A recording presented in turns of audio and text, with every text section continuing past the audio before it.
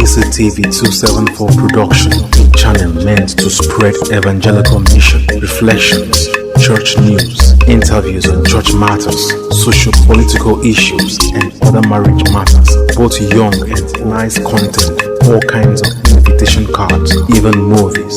DCTV 274 production. Hi, this is my channel. Like, comment, share, and subscribe.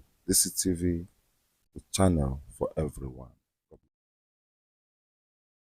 Good morning, good afternoon, good evening from wherever you're listening from. This is coming to you from DCTV. I remain your sister, Rita Dominic. I will be presenting to you a brief history of St. Peter's Seminary, okigwe. It will be coming to you in series. Only a dream, only a dream. As the 1980s drew to a close, rumors began to circulate that the okigwe zone of Umuahia diocese would soon become a diocese. But no one was quite sure. In fact, moves towards making the said zone a diocese had been going on for a long time, perhaps for some years, but all the moves were under the cover of darkness. Nobody stood up openly to bail the cat, but the rumor was there all the same.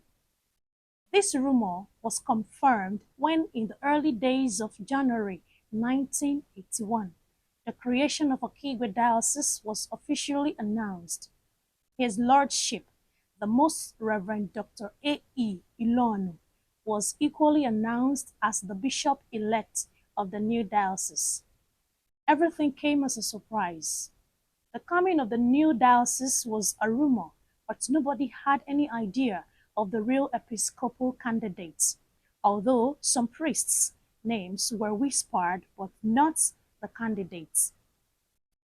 And so it was that we had a diocese and a bishop-elect.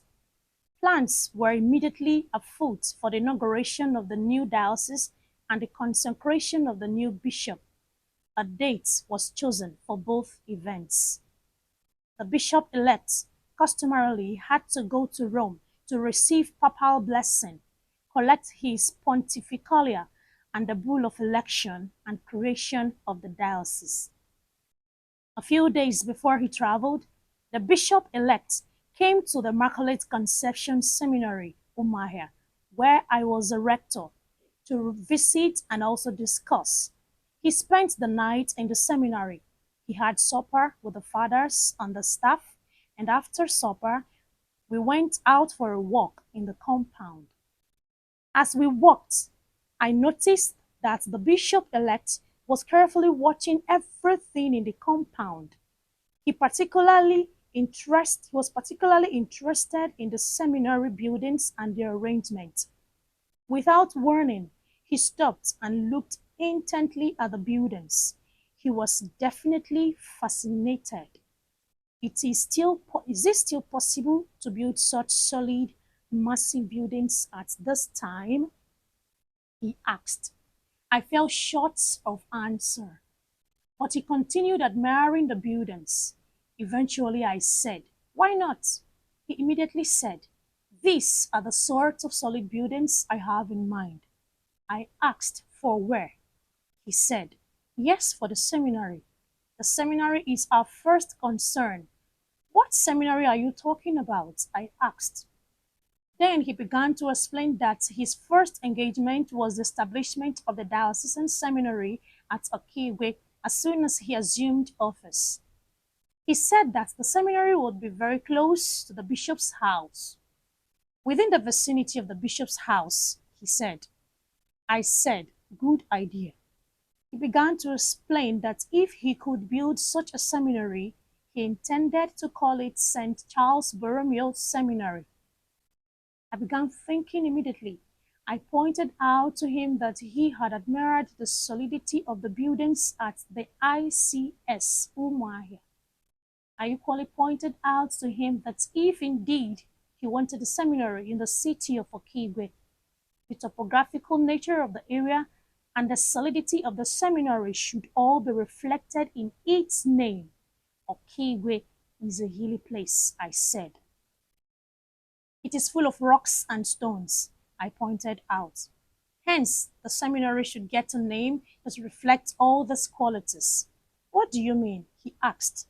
I told him that I had St. Peter's in mind.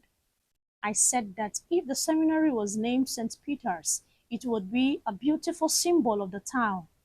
The bishop agreed with me, but began to praise the efforts made by St. Charles Borromeo in reforming the clergy of his time and diocese where he was bishop. I told him that no one doubted the efforts of the saints, but that the seminary being proposed for okigwe city, a seminary which should be close to the bishop's house, had rather been called St. Peter. He began to find out if any seminary in Nigeria had that name. Okpala, which was our alma mater, is called St. Peter Claver Seminary, not St. Peter the Apostle. Ibadan is called St. Peter and Paul Seminary, not just St. Peter's Seminary. Bigard, Enugu has St. Paul as its patron saint, where we were sure that no other seminary was called St. Peter's Seminary. The bishop decided that St. Peter was to be the heavenly patron of the proposed seminary. That was how St. Peter's Seminary, Okigwe, got its name. But what of the sighting? He asked. Do you think it will be easy? I told him that would be worked out because it needed making contacts. Then our slow walk resumed. This time we were moving back to the father's house, but the bishop and myself felt that a lot had been accomplished for the time being. We now had a seminary and a name, all in the mind. We had then to go to bed. As I lay on my bed, sleep refused to come. I marveled at the bishop's visions and ideas. Is this why he came down here this night? I asked myself. I was immediately convinced that the realization of this dream would not be easy. But I said to myself, where there is the will, there is a way. With God, all things are possible. But I kept thinking the whole night, how can this dream be realized? Thank you for watching. Please subscribe to my channel.